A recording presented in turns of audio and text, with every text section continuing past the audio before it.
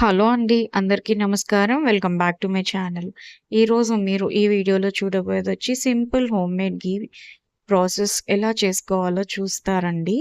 ఇది మా పిన్ని ఇలాగే ఫాలో అవుతారు. నెయ్యి చాలా టేస్టీగా ఉంటుందండి. అండ్ ఆ స్మెల్ గూడా చాలా బాగుంటుంది. ఆ ప్రాసెస్ మీకు కూడా చూపిచ్చాలని ఈ వీడియో అండి. ముందుగా మనము రెగ్యులర్‌గా పోయించుకునే పాలు మీద మీగడ అంతా గూడా కలెక్ట్ చేసుకుంటాం కదండీ!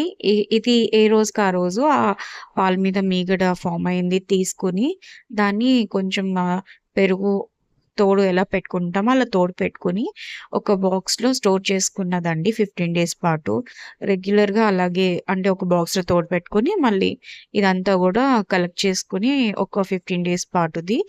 ఇది మనం ఆ ఘీ ఎప్పుడైతే ప్రిపేర్ చేసుకోవాలనుకుంటామో, అప్పుడు ఒక హాఫ్ అన్ అవర్ ముందే మనం బయట పెట్టుకుంటే, ఆ కూలింగ్ అది తగ్గుద్ది కదండీ! అప్పుడు మనం మిక్సర్‌లో ఇది అంటే క్రీమీ టెక్స్చర్‌గా మీగడున్నప్పుడు ఒక్కసారి బాగా తిప్పుకున్న తర్వాత మనం వాటరేసుకుంటే, అప్పుడు అలాగా గ్రైండ్ చేసుకున్నప్పుడు మనకి ఒక 2, 3 మినిట్స్‌లోనే మనకి వెన్నన్నది సెపరేట్‌గా అయిపోతుందండి.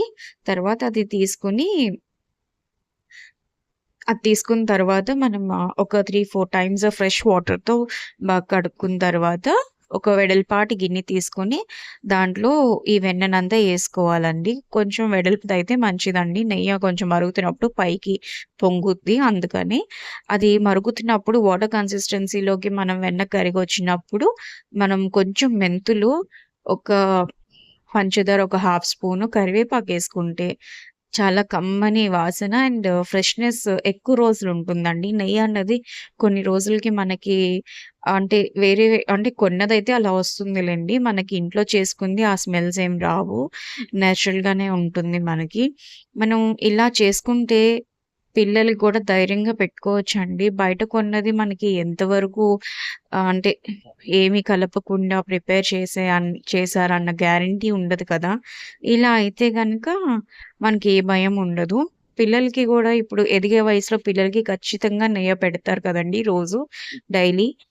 డాక్టర్స్ కూడా సజెస్ట్ చేస్తారు. ఇది గుడ్ ఫ్యాట్ కిందే వస్తుంది కాబట్టి పెద్దవాళ్ళైనా 1 ఆర్ 2 స్పూన్స్ తీసుకోవచ్చు. మనం ఇలా చేసి పెట్టుకుంటే రెగ్యులర్ యూసేజ్‌కి బావుంటుంది. పాలు అందరం పోయించుకుంటాము. ప్యాకెట్ పాలతో అయినా గూడా అంటే కొంచెం వెన్న శాతం ఎక్కువున్న పాలైతే అలా గూడా అది గూడా స్టోర్ చేసుకొని మనం ఈ ప్రాసెస్‌లో చేసుకోవచ్చండి. ఇది మనకి దాదాపు ఒక 750 ఎంఎల్ దాకా వచ్చిందండి. అంటే అర కేజీ మీద వచ్చింది. ఈ వీడియో నచ్చినట్టయితే లైక్ చేసి సబ్స్క్రైబ్